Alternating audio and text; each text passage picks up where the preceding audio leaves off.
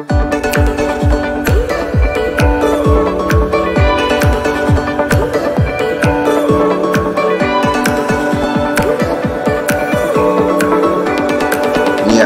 jadi berkembangnya teknologi informasi sekarang ini mendisrupsi banyak hal. Kita sudah pelajari disrupsi, banyak yang bangkrut, banyak yang KO ya. Kemudian juga tenaga kerja juga terdisrupsi, yang dulu bisa menjadi administrasi. Tol misalnya juga terdisrupsi karena sudah menggunakan e-money. Demikian juga di tempat-tempat umum ya, sekarang kadang sudah menggunakan bukan tenaga manusia, terdisrupsi juga. Nah, komunikasi juga semakin digital, semakin masif, sehingga harus ada etika yang kita punyai. Nah, sedikit tentang etika, karena sebetulnya kita berinteraksi di dunia maya ini harus kita maknai juga seperti interaksi di dunia nyata. Banyak sekali orang-orang yang bersikap seolah-olah interaksi di dunia maya ini berbeda. Dan kemudian dia sesuka hati melakukan campaign atau interaksi tanpa memiliki kode etik atau aturan. Sering juga kita menemukan jejak digital dari orang-orang yang asal ceplas-ceplos, akhirnya kemudian ditangkap polisi. Kadang memainkan isu agama, apalagi agama yang diimani oleh teman kita, kemudian dijadikan semacam isu atau mainan di sosial media sehingga harus berurusan dengan yang berwajib. Nanti ujung-ujungnya kalau ketangkep minta maaf gitu. Saya sudah menyampaikan kepada kalian bagaimana digital personal profiling kalian itu menjadi kata kunci diplomasi untuk kalian ke depannya. Jadi harus hati-hati.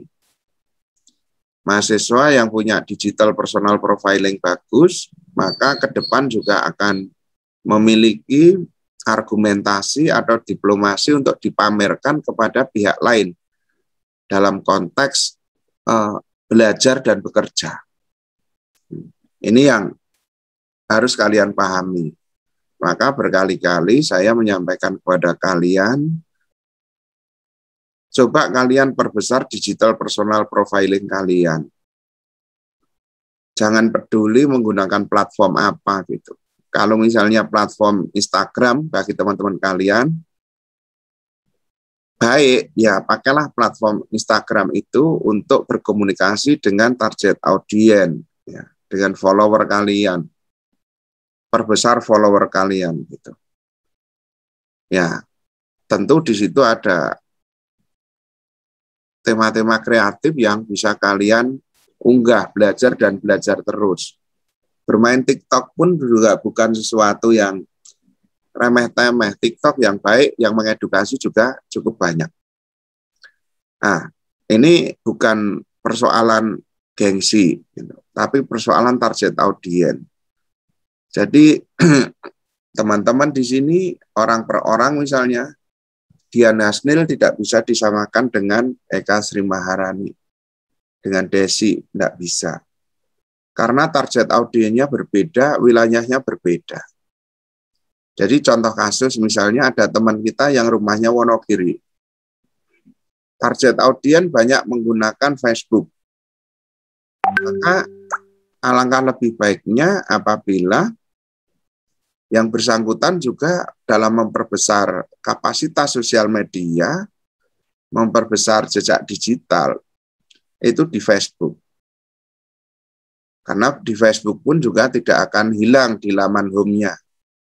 Jejak digitalnya akan ketangkep terus gitu. Cuman kita agak susah carinya. Berbeda dengan YouTube. Nah, alangkah baiknya juga kalian yang wajib punya adalah di YouTube. Karena di YouTube kalian bisa cantolin kreativitas kalian ya. Itu dan mudah untuk dicek lagi. Untuk mudah dipamerkan lagi. Berapa konten yang sudah dibuat misalnya. Nah, cuman kemudian di YouTube ini bisa linknya bisa kita sebar baik melalui Instagram maupun melalui Facebook atau melalui yang lain. Ini pintu-pintu keluarnya, tapi usahakan rumahnya adalah Facebook, supaya kapasitas sosial media kalian juga bisa dipakai nantinya di diplomasi selanjutnya. Katakanlah ya akan melamar pekerjaan misalnya, akan melamar pekerjaan sebagai guru di sebuah yayasan besar misalnya, Al-Azhar atau sejenisnya, atau Ignateli dan sebagainya. Tentu kalian dengan punya jejak digital kapasitas sosial media yang baik, ini akan lebih mudah untuk melakukan diplomasi. Jadi teman-teman, era sekarang adalah era jejak digital, sehingga kapasitas sosial media kalian adalah menjadi sangat penting untuk diplomasi pekerjaan atau apapun. Ya, sehingga sebisa mungkin apa yang kalian lakukan dalam benak pikir kalian diinterpretasikan di dalam sebuah platform digital. Misalnya kalian akan mempelajari recording ya, recording sendiri dengan menjelaskan misalnya tahapan-tahapan dari PJJ yang interaktif misalnya, atau perkuliahan jarak jauh atau pembelajaran jarak jauh yang interaktif misalnya. Nah, ini bisa kalian buat tutorial dan kemudian kalian masukkan ke Facebook. Kemudian berkembang menjadi tutorial yang lain, misalnya tutorial membuat form, tutorial membuat polling, tutorial membuat Jamboard, atau yang lainnya, atau Office 365. Nah, apabila itu terkoleksi dengan baik dalam sebuah platform digital, tentu orang lain juga akan melihat kapasitas sosial media kalian. Dan mungkin orang lain yang akan mencari kalian, ini sangat mungkin. Jadi teman-teman sekalian, dalam berkomunikasi dengan dunia maya ini, etika-etika itu juga harus diperhatikan karena ini lebih riskan. Walaupun kemudian membuat status ya, kalian upload hanya sebentar, tapi orang lain sudah mengcapture, ini bisa menjadi bukti pidana. Gitu. Ini yang kalian harus hati-hati, mulai sadar diri dan membuat sebuah konten-konten edukasi yang bisa dipertanggungjawabkan. Nah, jangan sampai kejadian lagi, misalnya yang pernah saya sampaikan bahwa suatu saat ketika kalian berhadapan dengan manajer personalia, jangan sampai ada pernyataan manajer personalia sudah tahu kalian dulu. Anda akan melamar di perusahaan ini. Ya, pernah saya jelaskan di forum ini juga. Anda mengatakan ketidaksukaan kepada guru atau dosen Anda di sosial media dengan pernyataan sinis misalnya. Mungkin Anda punya jawaban, Pak, maaf, saya waktu itu lagi galau misalnya. Ada lagi Anda mengatakan goblok misalnya, atau sarkasme kepada polisi ya, di sosial media, atau dengan ibu kos misalnya. Itu semuanya langsung bisa ditangkap. Jangan sampai kemudian manajer personalia membuat pernyataan balik kepada Anda.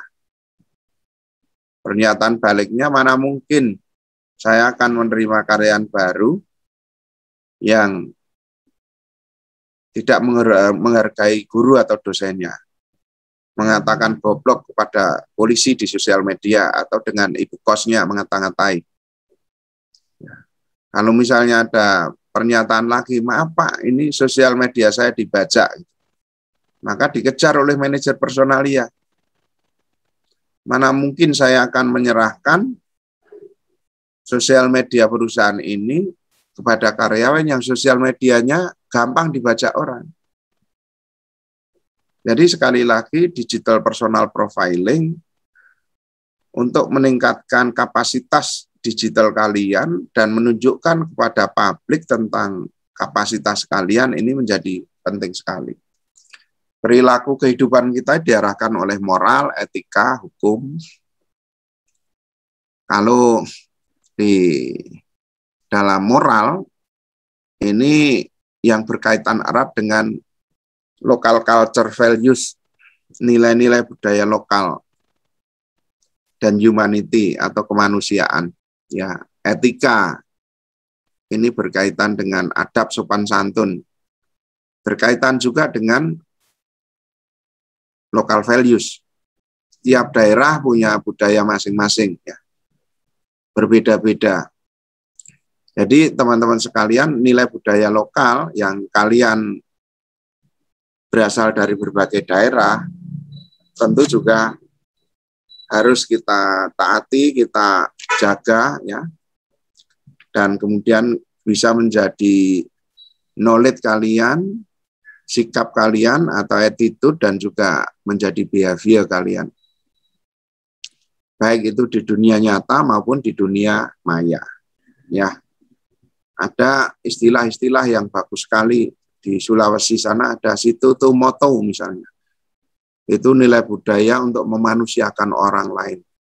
Itu situ tumoto itu orang hidup untuk menghidupi orang lain. Maksudnya mungkin diterjemahkan memanusiakan manusia lain, menghormati manusia lain, menghargai orang lain, dan sebagainya. Sehingga di dalam interaksi, ya, walaupun berbeda pendapat, maka ditempatkanlah dia sebagai manusia yang harus dihargai. Perusahaan juga memiliki kewajiban untuk menetapkan budaya etika yang harus diikuti oleh para karyawannya. Nah, budaya ini biasanya dibuat atau disusun menjadi kode etik perusahaan. Biasanya juga diomongkan atau didiskusikan dengan para karyawan sebelumnya. Bagaimana kesepakatan-kesepakatan dalam bekerja itu dilakukan. Ada kode etik yang menyangkut pekerjaan sehari-hari, tapi juga ada kode etik yang tidak ada hubungannya dengan pekerjaan. Misalnya kegotong royongan, kerukunan, kalau ada istri teman melahirkan atau sakit, kemudian iuran, besuk, dan sebagainya. Itu ada hal-hal yang tidak ada urusannya dengan perusahaan, tapi menjadi kode etik. Nah, kembali kepada etika yang sudah diinisiasi oleh Kementerian Kominfo, ya. Ada 4 pilar, cakap digital. Ya, untuk kalian ketahui, yang pertama adalah digital skill. Nah, digital skill ini, kecakapan digital harus kalian kembangkan terus. Skill apa saja, khususnya skill yang menyangkut edukasi. Ya, seperti saya sampaikan tadi, contoh misalnya digital skill, kita menguasai platform edit video dengan Filmora misalnya, atau kita membuat landscape dengan YouVision Landscape Creator, itu digital skill yang bisa sangat personal sekali. Gitu. Silahkan meningkatkan digital skill, dan ketika kalian menguasai salah satu digital skill yang baik, maka pasti ada pihak lain yang membutuhkan. Ya, kemarin saya bilang manajemen proyek dengan menggunakan Trello atau ClickUp misalnya. Misalnya contoh, saya kasih contoh aja ya. Contoh menguasai Trello, misalnya ClickUp, Filmora untuk editing, YouVision, misalnya seperti itu. Nah, ini penting. Semakin kalian itu cakap, canggih, ya, menguasai berbagai digital skill ini, akan semakin banyak kesempatan untuk kita berdiplomasi dengan pihak lain. Ya. Kemudian yang kedua itu di digital etik. Digital etik atau etika dalam digitalisasi. tadi sudah saya jelaskan. Yang ketiga adalah digital culture atau budaya digital. Ya. Yang keempat adalah atau keamanan. Sorry, ada 4 ya. Ada 4 pilar ini. Ada 4 pilar digital versi Kominfo Republik Indonesia. Kementerian Komunikasi dan Informasi Republik Indonesia atau Kominfo RI. Nah, 4 pilar inilah yang harus kalian kembangkan, kalian terus gali, dan jangan lupa ini semuanya harus dijadikan semacam kecakapan digital ya, supaya terrekod yang nantinya bisa dibuka lagi sebagai sebuah digital personal profiling ya. Ingat bahwa moral atau kode etik digital ini harus kalian pegang, kalian gali, dan kemudian kalian laksanakan. Tidak sekedar knowledge, tapi juga attitude dan juga behavior. Knowledge itu pengetahuan, attitude itu sikap, behavior adalah perilaku. Sehingga ketika kalian semakin luas di dunia maya, di interaksi di sosial media, semakin banyak pertemanan Anda, semakin banyak jaringan, ya, karena jaringan itu juga sebuah pasar yang nanti juga bisa digunakan, ya, misalnya marketing dan sebagainya, karena semakin banyak teman akan semakin banyak ini juga target pasar juga. Misalnya kita mau jualan cloth, mungkin kulineri dan sebagainya, makin banyak teman juga pastinya makin banyak yang bersimpati atau juga berkunjung atau juga memberikan rekomendasi, menawarkan